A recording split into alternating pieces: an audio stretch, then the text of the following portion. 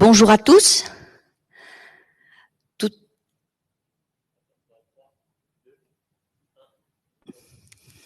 Bonjour à tous. Nous sommes toujours très heureux de vous accueillir pour cette nouvelle session des Midi Minatech, même à distance.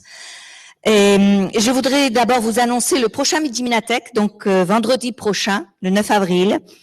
Nous aurons le plaisir d'écouter Mélanie Marcel. Donc elle est à Paris, donc ce sera cette fois pas en présence au niveau de l'amphi, mais vous pourrez l'écouter. C'est une ingénieure de l'ESPCI spécialisée dans les interfaces cerveau-machine et qui est fondatrice de la société SoScience et qui nous propose de nous parler surtout de nous poser la question de savoir comment est-ce que le système de recherche et de valorisation pourrait tenir compte des impacts sociétaux et environnementaux et pas seulement les impacts économiques classiques. Et donc, le titre de sa présentation sera « Encourager l'innovation responsable ». Donc, j'espère que vous serez au rendez-vous pour l'écouter. Et aujourd'hui, nous avons le plaisir d'accueillir François Parcy, que nous avons déjà accueilli sur cette scène. Il est directeur de recherche au CNRS, du laboratoire LPCV dont vous voyez la déclinaison, donc laboratoire physiologie cellulaire et végétale, au CEA, dans la direction de recherche fondamentale à l'IRIC. Et il nous propose de nous parler donc des plantes. Donc le titre de sa présentation est « L'homme créa les plantes, passé et futur de la domestication des plantes ». François, la parole est à toi. Merci beaucoup Amal, merci beaucoup au Midi Minatech pour m'avoir invité et pour organiser cette conférence. Effectivement, je vais parler de domestication des plantes. Donc, avant de démarrer, je précise que ce n'est pas mon sujet de recherche. Hein. Je ne travaille pas pour améliorer les plantes. J'ai pas spécialement de connexion avec l'agro-industrie ou avec les sélectionneurs. Et mon attachement à l'agronomie et mes derniers contacts, ils datent de l'époque où j'étais adolescent et je gagnais mon argent de poche en faisant les vendanges ou en ramassant les cerises ou les lavandes en Provence. Hein, donc ça commence à dater. Ce que je fais dans la vie, je travaille effectivement sur le campus CEA, dans ce laboratoire mixte qui partage différentes tutelles, donc CEA, CNRS, UGA et INRAE. Et je travaille sur la formation des fleurs, l'évolution des fleurs, des choses comme ça. Et vous allez voir que même si c'est différent du sujet de domestication des plantes, il y a plein de points en commun. Quand on s'intéresse à la domestication, il y a de la génétique, il y a de la morphogénèse et il y a aussi de l'évolution. On va le voir. Donc, avant de vous parler des plantes, une diapo sur les hommes, puisqu'en fait, la domestication des plantes a façonné nos sociétés. Extrêmement importante. On sait que les foyers de domestication, ils ont coïncidé avec les foyers de peuplement. Parce que plus de nourriture, une portion réduite de la population qui peut s'occuper de la nourriture et les autres, eh bien, ils ont du temps libéré pour faire ce qu'on fait là aujourd'hui, hein, de la science, de la technologie, de l'art, construire une société hiérarchisée. Quand on domestique, on a des réserves pour l'hiver, on les protège en domestiquant le chat, on les protège avec des militaires. Si vous lisez ces deux magnifiques ouvrages de Jared Diamond, qui est vraiment le précurseur dans le domaine, hein, Guns, Germs and Steel, ou Sapiens, qui a été largement inspiré de Jared Diamond, ou alors, si vous avez la flemme de les lire et que, comme m'ont conseillé mes garçons, vous pouvez suivre une petite vidéo de 10 minutes sur la chaîne Kurzgesagt, vous verrez que l'importance de la domestication a été colossale dans nos sociétés et que ça explique énormément de choses. Alors, ceci étant dit, qu'est-ce que c'est la domestication? En bref, la domestication, ça a consisté à sélectionner des plantes, au départ dans la diversité naturelle et puis après dans la diversité du champ ou du laboratoire, qui présentent des avantages pour l'homme, l'homme cultivateur, l'homme consommateur, etc. En faisant cela, l'homme, il a profondément modifié les plantes. Il a modifié leur forme, leur composition, leur territoire de culture, et il l'a fait en modifiant leur génome. Donc tout ce que vous mangez, tous les fruits et légumes, ce sont des plantes qui ont des modifications génétiques par rapport aux plantes de la nature, et c'est pour ça qu'on les aime. Alors pour illustrer ça, je vais vous proposer d'abord juste des exemples de la forme ancestrale et la forme moderne de certaines plantes.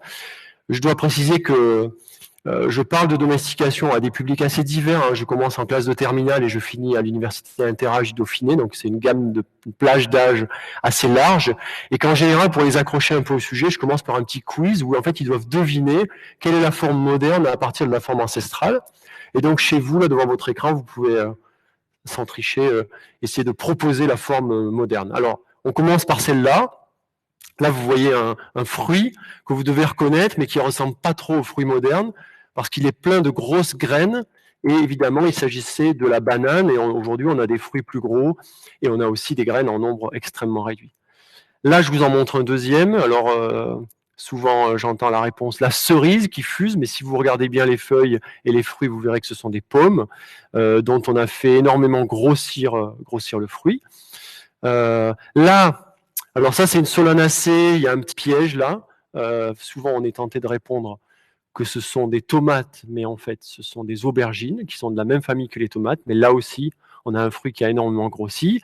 Là, il y a la réponse sur la diapo. Vous avez une toute petite tomate qui est la tomate ancestrale, et puis la tomate domestiquée qui peut avoir un volume 1000 fois celui qu'elle était à l'origine, donc beaucoup, beaucoup plus gros. Vous avez un melon qui est plein de graines, qui n'a pas beaucoup de chair, alors que nous, humains, ce qui nous intéresse, c'est avant tout la chair. Et donc, la domestication a fait augmenter la taille du fruit et la part de chair. Celui-là, il n'est pas très facile, même si je vous ai mis le nom en latin, Citrullus lanatus. Pour vous aider, je vous donne une étape intermédiaire de la domestication de ce fruit. C'est la pastèque, en fait. Ici, on peut voir. En bas à gauche, vous avez la forme ancestrale. Et puis, sur le reste de la diapo, toutes les formes domestiquées où la taille du fruit a explosé, la couleur a changé. Et puis, on a aussi des pastèques qui ont très, très peu de graines aujourd'hui, alors qu'avant, c'était un tout petit fruit bourré de graines. Donc ça, c'est un très bon exemple de domestication. On pensait que ça venait de Namibie, Angola, mais en fait, depuis quelques années, on sait maintenant que l'ancêtre, il est plutôt originaire du Bénin ou du Nigeria. C'est un fruit qui était très dur à ouvrir, souvent amer, qui créait des inflammations, qui avait un goût de noix, enfin, c'était pas terrible. Et ce que l'homme en a fait, vous le connaissez tous. Aujourd'hui, ça pousse dans le monde entier. Vous pouvez voir que le territoire de culture est absolument colossal. Il y a énormément de variétés par rapport aux variétés ancestrales, mais ces variétés, elles ont une diversité génétique beaucoup plus faible, évidemment, que ce qui existait dans la nature à l'origine. Donc la pastèque, c'est un très bel exemple réussi de domestication et on va en voir d'autres. Alors là, c'est le champion du changement de forme. Là, vous avez une plante qui s'appelle Brassica oleracea. Je n'ai pas oublié le A de CEA cette fois-ci. Ça, c'est le chou. Donc tous les choux sont une partie de cette même espèce, sauf qu'elle a tellement varié qu'on a du mal à les reconnaître. Donc il y a le chou vert, qui ressemble à peu près. Il y a le chou fleur, sous ses différentes couleurs. Le chou romanesco, avec des formes absolument incroyables qui rappellent les fractales. Et puis, il y a aussi le chou de Bruxelles, le chou vert, le brocoli, le chou rave, le cal. Tout ça, c'est la même espèce. Vous pouvez toujours les croiser entre elles.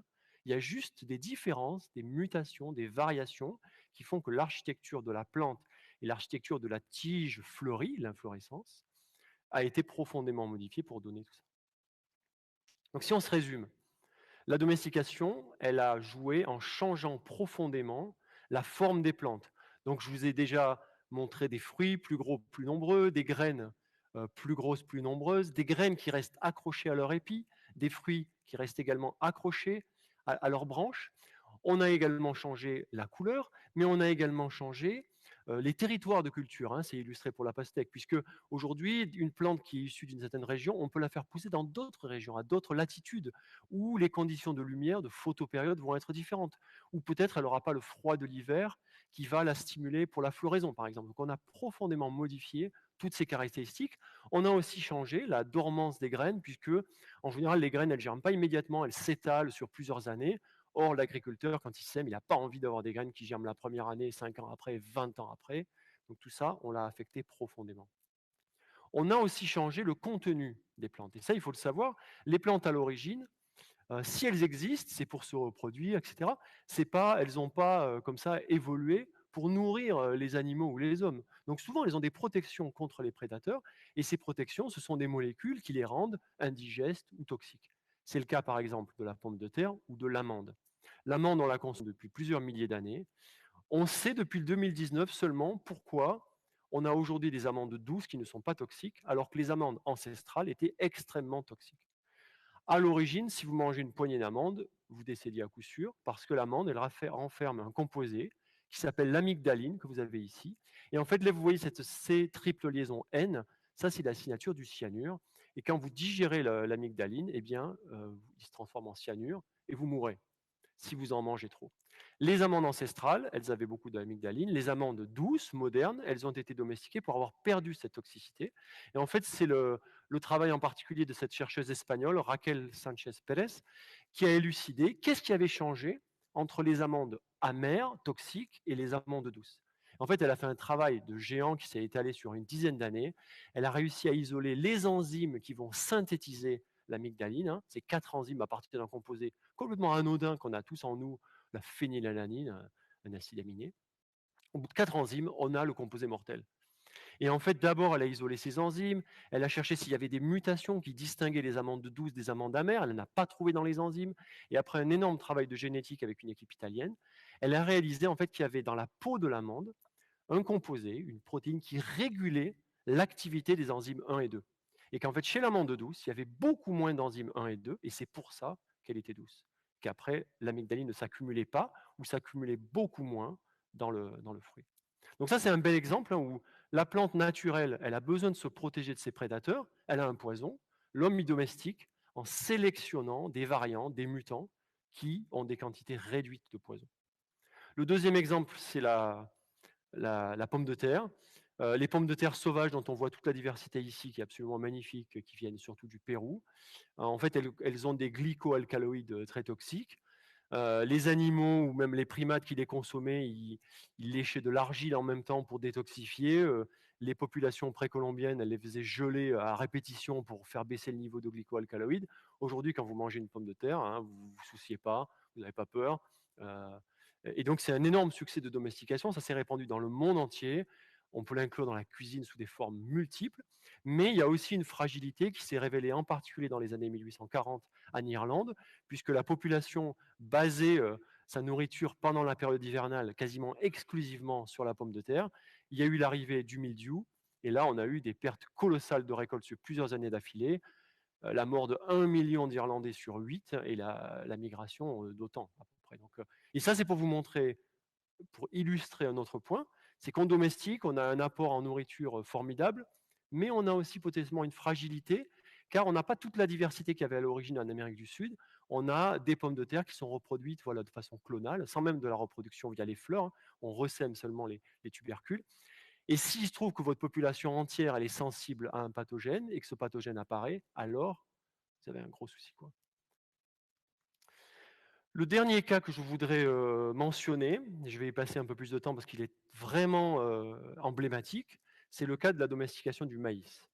Le maïs, vous l'avez ici à gauche, et puis à droite, vous avez l'ancêtre du maïs qui s'appelle la théocinthe, et qui est une plante un peu buissonnante avec des tas de branches, avec des tout petits épis. Si vous regardez la forme de l'épi de théocinthe, c'est ce qui est ici, cette petite chose verte posée sur un épi de maïs comme on le trouvait en Amérique, par exemple, vous voyez que c'est radicalement différent. On a quelques graines enfermées dans une coque solide qu'on voit en bas. Il faut casser la coque pour libérer la graine, donc c'est pas du tout facile. Ces graines-là, elles sont présentes dans de multiples épis, des dizaines d'épis sur la plante buissonnante, et dès qu'elles sont mûres, elles tombent et elles s'enfouissent dans le sol. Donc là, on a tellement de différences entre la plante moderne et la plante ancestrale que pendant des dizaines d'années, on n'a pas su qui était l'ancêtre du maïs. Je vais y revenir. On pensait même qu'il avait disparu. Le maïs, c'est un exemple formidable de domestication. Donc évidemment, l'épi a changé radicalement, mais également le territoire de culture. On est passé de maïs qui venaient des plaines mexicaines et qui ont beaucoup voyagé, d'abord sur les plateaux mexicains, ensuite en Amérique du Nord, Amérique du Sud. Et puis aujourd'hui, on cultive le maïs quasiment dans le monde entier, alors que c'est une plante qui, à l'origine, n'était pas du tout adaptée pour pousser dans ce type de territoire. Alors, je vous le disais, les céréales, certaines plantes ont eu un effet énorme sur les civilisations. Et pour les civilisations précolombiennes, il y a le maïs, la pomme de terre, qui ont joué un rôle énorme dans la densification de la population, la montée en compétences avec les techniques, etc. Ça, on le sait, et on sait que les Incas, les Mayas, les Aztèques, ils vouaient un culte au maïs. Ils ont là, vous voyez, des petites œuvres d'art où on voit des petits épis de maïs qui sont représentés sur ces divinités. On le sait dans l'art et on sait aussi encore aujourd'hui que dans certaines cérémonies funéraires, il y a une offrande d'épis de maïs, preuve que le maïs a depuis toujours dans ces civilisations un rôle colossal. Et en fait, comme je vous le disais tout à l'heure, pendant des années, on n'a pas su qui était l'ancêtre du maïs. Il y a eu des propositions faites dans tous les sens et on ne savait pas. Euh, on savait, d'après les restes archéologiques, que le maïs n'avait pas toujours été comme il était aujourd'hui. On voyait des formes un peu intermédiaires, mais on ne savait pas quel était l'ancêtre. Et il y a eu un combat titanesque, c'est décrit dans les ouvrages comme ça, entre deux chercheurs américains. L'un, c'était Mangelsdorff et l'autre, c'était George Biddle. Et ce qui est marrant, c'est que George Biddle, il a étudié ça avant même de démarrer une thèse. Et il s'est basé sur des travaux mexicains. Il a proposé la théocinthe et l'ancêtre du maïs. Mangelsdorff ne pouvait pas y croire du tout. Il a dit non, non, c'est pas du tout vrai. Je propose même le contraire. Le maïs est l'ancêtre de la théocinthe. Alors, Biddle, il est allé faire une thèse. Il a assez bien réussi. Il a fini prix Nobel pour avoir découvert le lien entre enzymes et gènes. Travail absolument fondamental sur un autre sujet. Mangelsdorff, il s'est battu comme un beau diable, il a fini professeur à Harvard, tout en proclamant que la théocinthe n'était pas l'ancêtre du maïs. Et puis Biddle, quand il a fini son travail, quand il est parti à la retraite, il est retourné à son sujet de jeunesse et il a démontré très proprement que la théocinthe était bien l'ancêtre. Et pour ça, il a fait un croisement entre la théocinthe et le maïs, donc on peut encore les croiser, preuve que c'est pas si loin. Et dans la deuxième génération du champ qu'il a fait pousser, il a vu apparaître des tas de maïs différents qui représentaient un peu la diversité de maïs qu'on trouvait dans les restes archéologiques. Donc on avait comme ça recréé l'histoire dans le champ. Et ça a montré qu'effectivement, on pouvait transformer continuellement ce plan de théocinthe en plan de maïs. Il a même estimé qu'il y avait juste 4 ou 5 mutations qui faisaient la différence. Bon, là, il a été extrêmement optimiste parce qu'il y en a plus que ça, mais il avait largement raison. Et là, je voudrais introduire une notion qui est celle de gène de domestication. Est-ce qu'on peut mettre le doigt, comme l'a fait Raquel Sanchez-Pérez sur le gène de domestication de l'amande douce, on peut aussi mettre le doigt sur le gène de domestication de la morphologie. Je vous ai dit au début, le plan de théocinthe est un plan buissonnant, avec plein de branches dans tous les sens, alors que le maïs, qui se cultive beaucoup mieux dans un champ, il est tout droit, il prend moins de place. Eh bien, l'équipe de John Dobley aux États-Unis a montré qu'il y avait un gène qui était responsable de cette différence. On avait un gène qui s'appelle TB1, dont le rôle est de freiner la croissance des branches. Chez la théocinthe, l'activité de ce gène, elle est assez faible. Il ne fait pas grand-chose, il n'arrive pas à freiner, et voilà, la théocinthe buissonne. En revanche, il y a eu des modifications dans le génome de la théocinthe qui ont fait qu'il y a un transposon dans une séquence sauteuse qui a atterri devant ce gène et qui a boosté son activité. Ce qui fait que chez le maïs, on a un gène TB1 qui est extrêmement actif et qui freine la croissance de toutes les branches de telle sorte que l'architecture a complètement changé. Donc ça, c'est un exemple. On peut aujourd'hui cloner les gènes de domestication. On sait la différence moléculaire entre l'ancêtre et la plante moderne. Le deuxième exemple, c'est aussi chez le maïs, c'est aussi l'équipe de John Dobley, c'est le gène de la graine nue qui s'appelle TGA1. Donc là, vous avez l'épi de théocinthe en haut avec ses graines complètement enfermées. Et si vous prenez la version TGA1 du maïs et que vous la mettez chez la théocinthe, vous n'avez pas un grain complètement nu, vous avez un grain qui est comme ça, apparent, avec une enveloppe entrouverte. Donc TGA1, il n'explique pas tout, il explique une partie de cette perte de l'enveloppe. Et vous pouvez imaginer que lorsque cette plante-là est apparue dans un champ aztèque, je veux dire n'importe quoi, eh bien, les cultivateurs, les consommateurs se sont rendus compte que c'était quand même plus facile d'ouvrir les graines comme ça que d'avoir à casser la coque solide. Et donc après, ils ont pris cette plante-là, ils l'ont faite pousser. Et peut-être que 200 ou 300 ans plus tard, nouvelle mutation, l'enveloppe était encore plus réduite. Et finalement, au bout de quelques milliers d'années, on est arrivé à l'épi de maïs qu'on connaît aujourd'hui. Donc c'est cette accumulation de mutations. Au départ, une première mutation dans le cadre naturel, mais après, plus du tout. Après, on est dans le cadre du champ avec la main de l'homme. Et si la mutation apparaît naturellement, le contexte dans lequel elle apparaît, c'est le contexte du champ, et c'est la pression de l'homme qui la sélectionne. Alors, suite à cet exemple du maïs, on peut se demander qui est meilleur, quoi, la théocinthe ou le maïs? Vous savez, en français, on dit amélioration des plantes. C'est spécifique à la français, on dit breeding en anglais. Amélioration des plantes. Ah oui, parce qu'on a carrément amélioré notre maïs, mais imaginez que vous relâchiez votre maïs dans la nature. Qu'est-ce que vous allez avoir? Vous allez avoir une plante qui va libérer toutes ces graines en même temps, elles vont tomber ensemble, elles ne vont pas se disperser, elles vont être comme ça soumises aux moindres prédateurs, elles vont germer toutes ensemble. Mais ça, pour la plante, dans la nature, ça serait un énorme désavantage. Donc le maïs, il est extrêmement adapté au champ, mais il n'est pas du tout adapté à la nature comme l'était son ancêtre.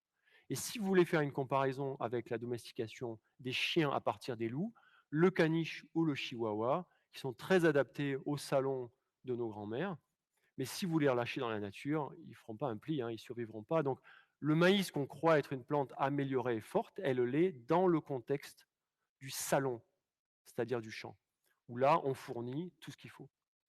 Donc, pour résumer cette première partie, le champ correspond à des conditions non naturelles, des conditions où on donne de l'engrais, on donne de l'eau, on désherbe, on met des pesticides, on enlève les prédateurs, etc.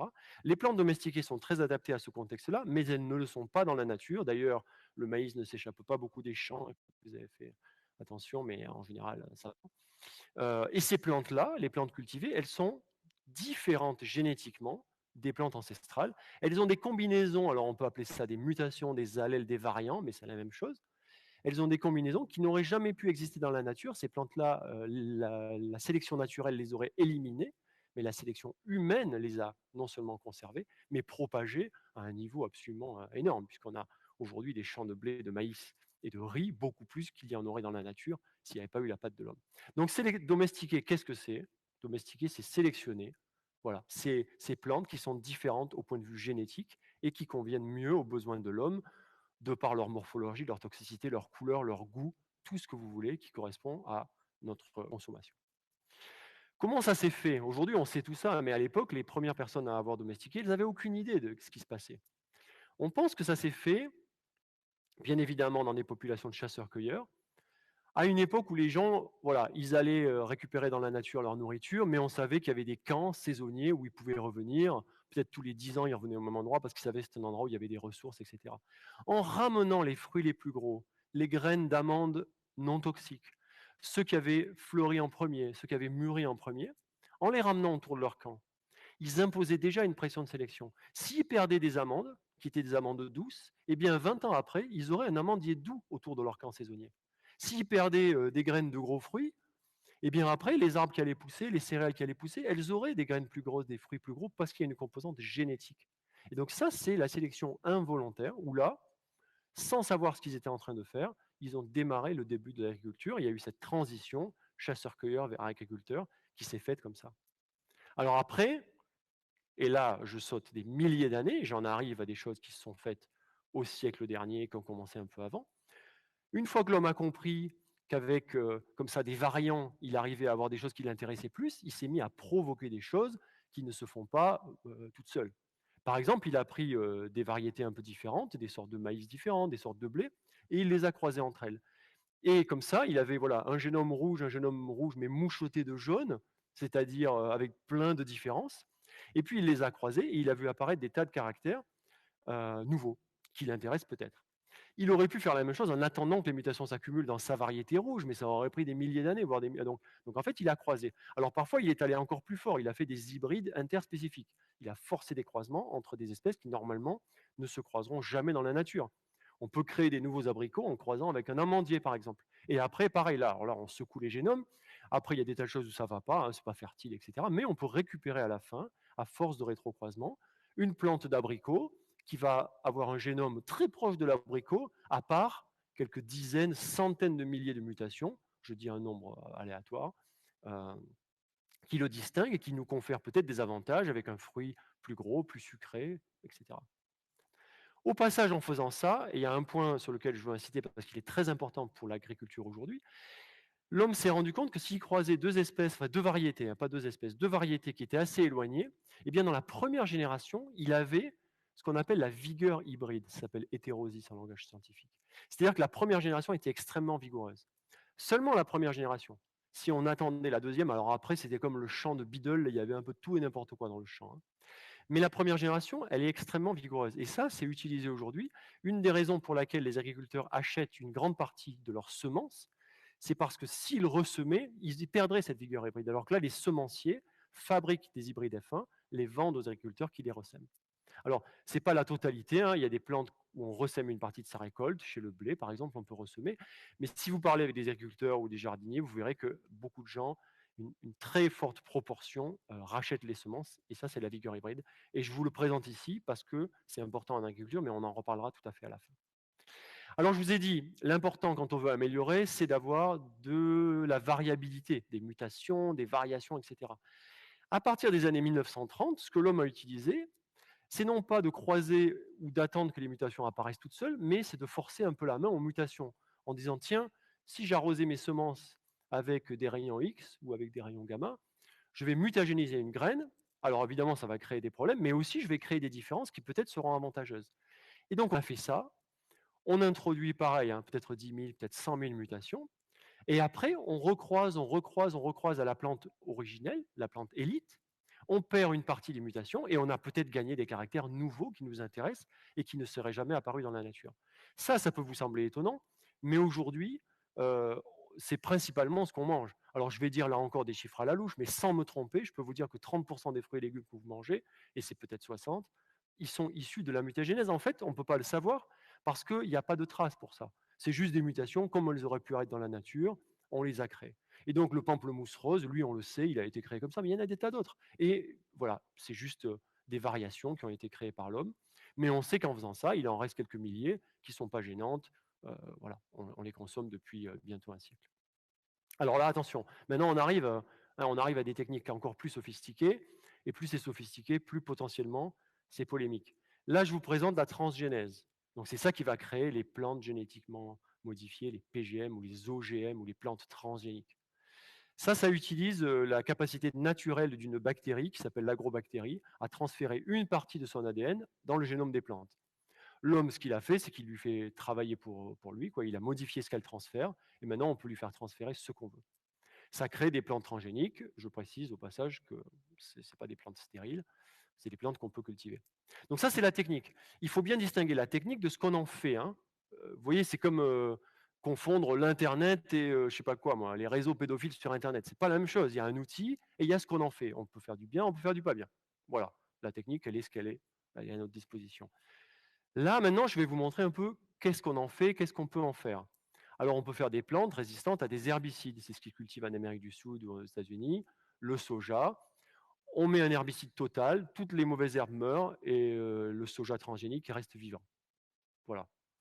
On peut aussi créer des plantes résistantes à un insecte, au lieu de dépendre des insecticides. Par exemple, celui-là, il était très connu. Il se vend comme insecticide biologique parce qu'en fait, il est fabriqué par une bactérie qui s'appelle Bacillus thuringiensis.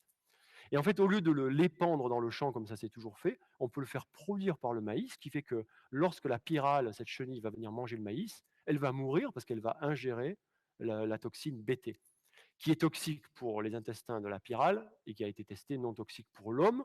N'empêche que si vous mangez du maïs Bt, évidemment, vous mangez la protéine.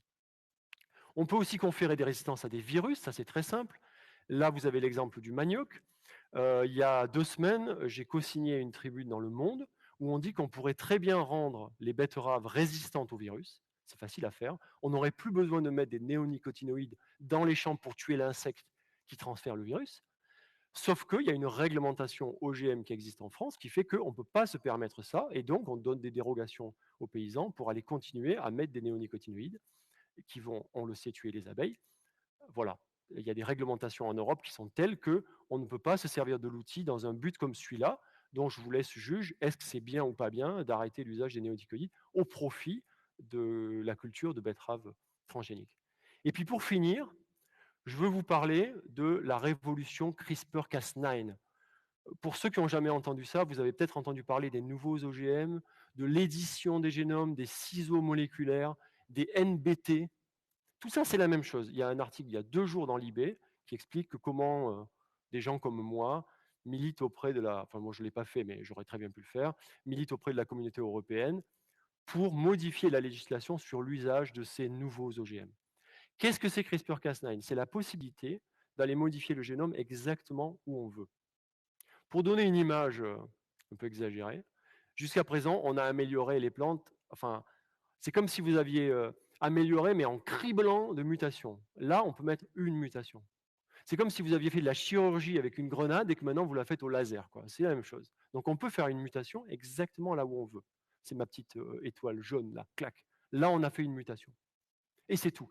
Et en fait, en faisant ça, on fait moins de mutations que les mutations naturelles, hein. Si vous semez 1 hectare de blé, vous êtes sûr que tous les gènes en moyenne vont être mutés au moins une fois. Donc là, on fait juste ding, une mutation, et comme ça, On peut faire des choses complètement nouvelles, sophistiquées, et c'est à la portée, y compris de petites entreprises. Ça, c'est pas quelque chose de compliqué.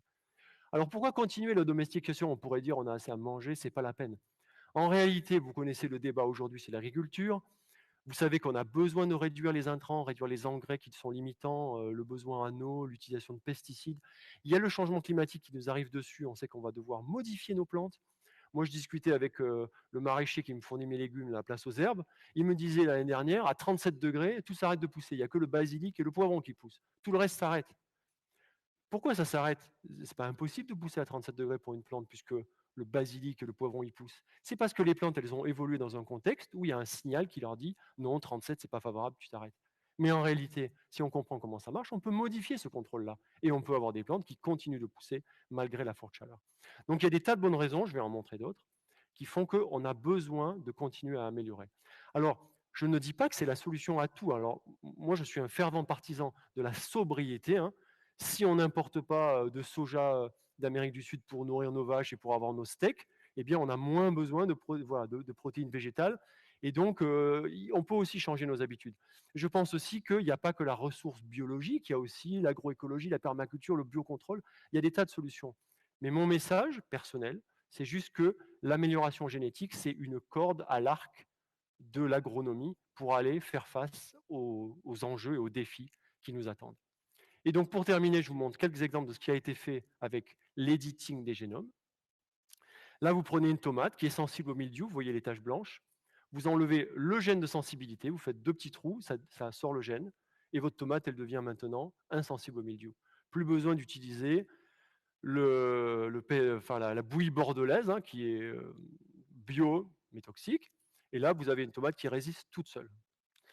Vous pouvez aussi prendre une tomate ancestrale qui a des propriétés soit de goût, soit de résistance aux maladies, et ça a été fait, ça a été publié. Vous pouvez, en faisant 5 ou 6 CRISPR différents, reconstruire toutes les étapes de domestication que je vous ai présentées avant et qui ont pris des milliers d'années. Changer la forme de la plante, changer la grappe, la taille de la tomate, tout ça, ça peut se faire ding, ding, ding, comme ça, avec des petites mutations chirurgicales. C'est possible. Vous pouvez aussi faire de la néo-domestication, s'intéresser à des plantes auxquelles on ne s'est jamais intéressé. Par exemple, on ne mange pas de gland. On n'a jamais réussi à domestiquer le gland. Pourtant, c'est une source de nourriture abondante. On n'a pas non plus domestiqué des variétés de céréales qu'on appelle pérennes, c'est-à-dire qui ne meurent pas après avoir fait leurs graines. Il existe des céréales pérennes, il existe du tournesol pérenne. Ils ont un système racinaire qui va puiser loin dans le sol, il n'y a pas besoin d'aller labourer, etc. Aujourd'hui, on pourrait prendre des tournesols pérennes, mais alors vous avez vu la forme des fleurs, hein. Il faut aller les mutagéniser pour faire cet énorme capitule avec des grosses graines. Mais on peut faire ça. Donc il y aurait l'espoir d'avoir des céréales pérennes, ce que je trouve assez extraordinaire. Et enfin, et ça c'est ma dernière diapo, il y a quelque chose qui a été trouvé il y a 2 ans, qui est une véritable révolution, c'est qu'on peut fixer la vigueur hybride. C'est-à-dire qu'en fait, en utilisant soit transgénèse plus CRISPR,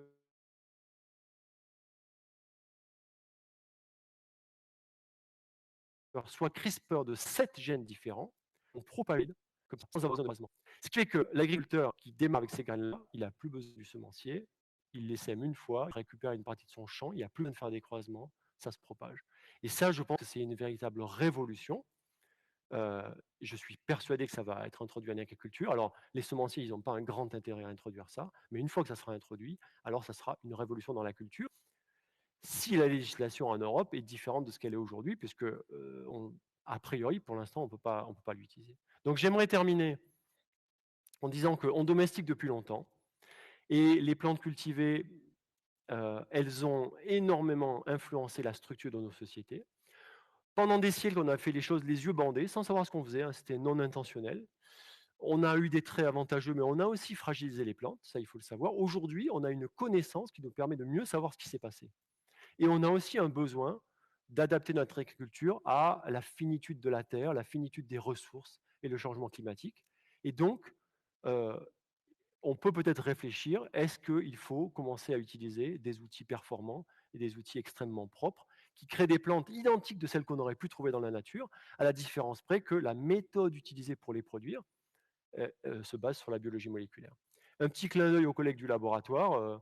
Dans notre laboratoire à LPCV, on fait des choses comme ça, soit de connaissances fondamentales, soit plus appliquées, qui vont dans ce sens-là. Par exemple, on essaie de produire des lipides dans les algues, et ça, c'est de la domestication de la néodomestication d'algues. On essaie d'améliorer la photosynthèse, on essaie de mieux détoxifier les sols pollués, de comprendre comment les plantes répondent à la température pour changer leur mode de réponse. Et dans mon équipe personnellement, on essaie de lire dans les génomes les traces de l'évolution, les traces de la domestication, pour pouvoir ensuite aider les gens à mettre des nouvelles modifications exactement au bon endroit et avoir des traits qui nous intéressent. Donc, je vous remercie pour votre attention. Un petit clin d'œil à des gens sur Twitter à qui je pose beaucoup de questions, un agriculteur, un généticien et un ancien semencier. Merci à eux pour l'aide à la préparation de cette présentation. Je vous remercie.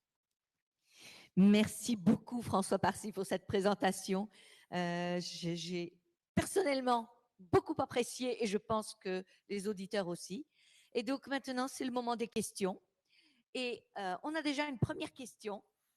A-t-on une idée de pourquoi les humains se sont acharnés à consommer un fruit immangeable, amer, à goût de noix et qui cause des inflammations?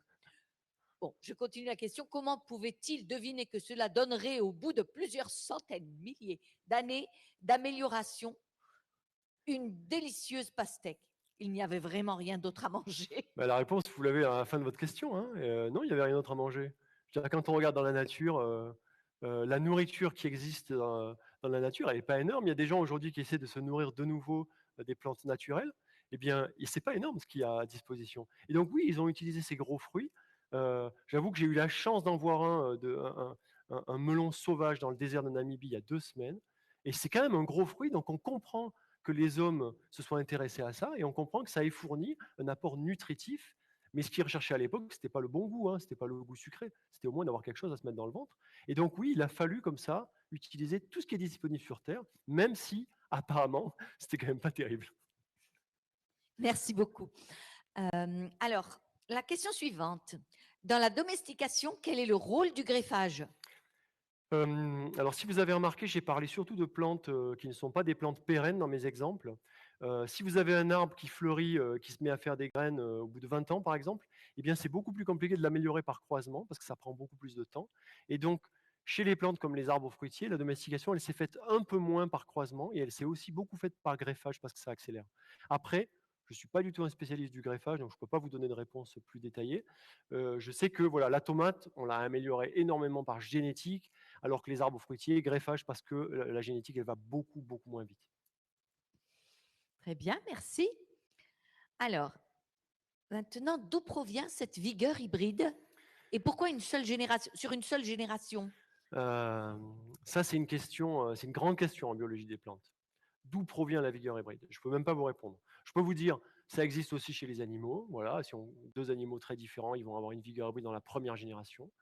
Et je ne peux pas vous donner une réponse scientifique parce qu'il y a encore de mes collègues qui s'acharnent à essayer de le comprendre. Il y a des éléments de réponse qui commencent à arriver, mais on n'a pas une réponse claire. Il y a plein d'hypothèses sur des combinaisons de gènes, etc., sur de l'épigénétique, mais il n'y a pas quelque chose qui a vraiment résolu le problème. Donc, je dois avouer mon ignorance. Oui, et un très beau champ de recherche, quand même. C'est même plus la peine, puisque maintenant on sait la conserver, donc on n'a même plus besoin de Oui, comprendre pourquoi elle est là. c'est vrai, mais peut-être, voilà. Alors, la question suivante. Quelle est l'importance des transferts de gènes insectes-plantes et plantes-insectes? Alors, il y a un article qui vient juste de sortir là-dessus, sur un transfert de gènes entre insectes et plantes, effectivement, dans Nature, cette semaine. Quelle est l'importance? Alors, ça, c'est le transfert horizontal, c'est-à-dire c'est un transfert de gènes d'organisme à organisme qui sont absolument incompatibles. Ça existe. Insectes-plantes, c'est quand même pas très fréquent. Mais par contre, plantes, micro-organismes, c'est beaucoup plus fréquent. Donc ça existait. C'est une modification génétique très forte, hein, on est d'accord. Mais à quel point ça a été important dans l'agriculture, je ne veux pas le dire. Je ne pourrais pas donner de chiffres ni rien. Mais plantes, micro-organismes, c'est assez fréquent. Très bien, merci beaucoup. Alors, peut-on retirer les gènes des humains qui sont sensibles aux allergènes qui volent dans l'air au printemps? Excusez-moi. Est-ce qu'on peut le faire techniquement? Peut-être que oui, si on connaît les gènes de sensibilité aux allergènes, mais on ne va pas modifier les humains pour les rendre insensibles. Hein. Donc en fait, on va travailler dans l'autre sens. On va modifier les plantes pour qu'elles ne produisent plus d'allergènes, qu'elles ne produisent plus de gluten, etc. Donc ça, on sait le faire très bien. À titre d'anecdote, j'avais préparé 2 diapos pour vous que j'ai enlevés. C'est sur la domestication du sorgho, où le sorgho était amer. Et en fait, on l'a domestiqué en le rendant plus doux, moins amer. Et en fait, dans les régions d'Afrique où il y a beaucoup un oiseau qui s'appelle le Kelea kelea, eh bien, on a continué à cultiver du sorgho amer, sinon l'oiseau le dévastait complètement. Les gens ont regardé le génotype des hommes vivant dans ces régions, ils se sont rendus compte qu'il y avait une mutation qui conférait une sensibilité moindre à l'amertume, qui était prévalente dans cette région. Ce qui veut dire que naturellement, certains hommes ont été sélectionnés pour être moins sensibles à l'amertume parce que la nourriture qu'ils avaient à disposition, c'était un sorgho plus amer. Donc, ça apporte un peu la réponse à votre question. Oui, on pourrait le faire, mais il n'y a pas, à ma connaissance, de programme de mutagénèse de l'homme comme on le fait sur les plantes, hein. En tout cas, ça, c'est complètement illégal et je pense que ce n'est pas prêt de devenir courant. Oui, ne le souhaitons pas. Bien, la question suivante. Est-ce qu'il y a un lien entre la composition ancestrale des amandes et le fait qu'il y a des personnes allergiques aux amandes aujourd'hui et aux fruits secs à coque en général? Joker, aucune idée. Oui, Désolé. pas de souci. Hein. Très bien. Oui, voilà, nous avons une nouvelle question. La technologie CRISPR-Cas9 est considérée comme donnant un OGM. Or, s'il n'y a pas de transgénèse interspécifique, c'est plus de l'hybridation à vitesse V. Grand V, quoi. Où est la pertinence du principe de précaution dans ce cas-là? Donc, monsieur Jean-Philippe Vincent, si votre conclusion à ma présentation, c'est celle-là, je suis absolument ravi. Et j'aimerais que d'autres arrivent à la même conclusion. À la fin, vous avez une plante avec une mutation. On aurait très bien pu la trouver dans la nature. Il se trouve qu'on l'a fabriquée. Mais je ne comprends pas pourquoi elles sont traitées comme des OGM. Je ne comprends pas. Si vous ne comprenez pas non plus, c'est que j'ai réussi à faire passer un message. Notre ministre actuel est en train de se poser la question de pourquoi on les traite comme des OGM. Ah oui, j'ai plus ma présentation, mais j'avais une carte du monde où on voit toutes les plantes qui commencent à être cultivées issues de la technologie CRISPR-Cas9 dans le monde, et on voit aussi la régulation dans le monde. L'Europe est évidemment une exception de considérer ces plantes-là qui n'ont pas de transgène, qui ont juste des mutations, comme des OGM. Donc ma réponse personnelle, c'est il n'y a aucune raison. On doit étudier chaque nouvelle plante formée, voir si elle est toxique, au même titre qu'une plante qui aurait été améliorée normalement, sachant que celle-là, on a mis une mutation, alors que ce qu'on fait normalement, ça en met 1000, 10 000, 100 000, et qu'on les traite pas comme des OGM, bien sûr. Oui, merci beaucoup. Alors, quand on introduit un gène avec CRISPR, est-ce que l'endroit où il est introduit dans le génome a une importance? Donc, ça me fait sourire parce que vous n'êtes pas le premier à appeler CRISPR-Cas9 Casper-Cas9. C'est le petit fantôme qui est apparu là, mais non, c'est CRISPR. J'ai pas dit qu'on pouvait s'enorgueillir quand même que le prix Nobel pour cette technique-là soit revenu à 2 femmes, Jennifer Doudna et Emmanuelle Charpentier, dont l'une est française, même s'il y a bien longtemps qu'elle ne travaille plus en France. Et la question était, ah oui, alors là je dois répondre bien, parce qu'il y a une très grande différence entre la transgénèse, où le transgène atterrit n'importe où, on ne sait pas où il atterrit, on peut le savoir après coup, mais on ne peut pas le diriger, et CRISPR-Cas9, où là, on va faire la mutation exactement où on veut. Ensuite, là, j'ai pris soin de ne vous parler de l'utilisation de cette technique seulement pour aller faire des mutations ou pour déléter des gènes. On peut aussi l'utiliser pour apporter des ADN étrangers. Et là, on est beaucoup plus proche d'une OGM, d'une plante transgénique. Et c'est pour ça que je n'ai pas effleuré ce débat, parce qu'il faudrait aller un peu plus loin. Mais en tout cas, le gros avantage de CRISPR-Cas9, c'est qu'on choisit l'endroit où atterrit la mutation ou l'élément ADN. On le choisit. Et c'est propre. Et ça y va. C'est ça le gros avantage. Très bien, merci beaucoup. Encore une question. Qui peut nous garantir que notre santé sera respectée? Eh bien, on ne peut pas vous garantir que votre santé sera respectée, de la même façon qu'on ne peut pas vous le garantir avec toutes les innovations dans notre société. Innovation avec des nouvelles plantes améliorées par des technologies classiques ou par des nouvelles technologies touchant à nos usages. On ne peut pas plus vous le garantir. Mais il n'y a pas, ce que j'essaie de montrer, c'est qu'en fait, il n'y a pas plus de raison de s'inquiéter que quand on vous fournit des nouvelles plantes par les méthodes classiques, puisqu'au fond, il y a moins de différence entre ces nouvelles plantes-là que celles qu'il y avait avec celles produites classiquement. Donc, si vous vous posez la question depuis plusieurs siècles déjà, mince, les nouveaux produits vont nous abîmer la santé, si vous vous la posez, il faut continuer de vous la poser aujourd'hui. Mais par contre, ce n'est pas une question nouvelle, hein. C'est quelque chose qui existe pour toutes les nouvelles espèces, toutes les nouvelles variétés qui sont mises sur le marché, et Dieu sait s'il y en a régulièrement. Très bien, merci beaucoup. Bon, alors, je pense qu'on arrive à la fin de notre séance de Midi Minatech.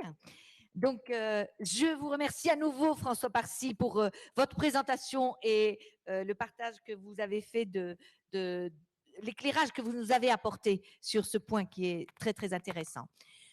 Eh bien, donc, je vous dis au revoir à tous et je vous donne rendez-vous à la semaine prochaine. J'espère que vous serez parmi nous pour écouter. Alors, voilà, j'ai un trou de mémoire, je reviens. Excusez-moi, pour écouter Mélanie Marcel, donc au sujet d'encourager l'innovation responsable. Bien, à bientôt et à vendredi prochain.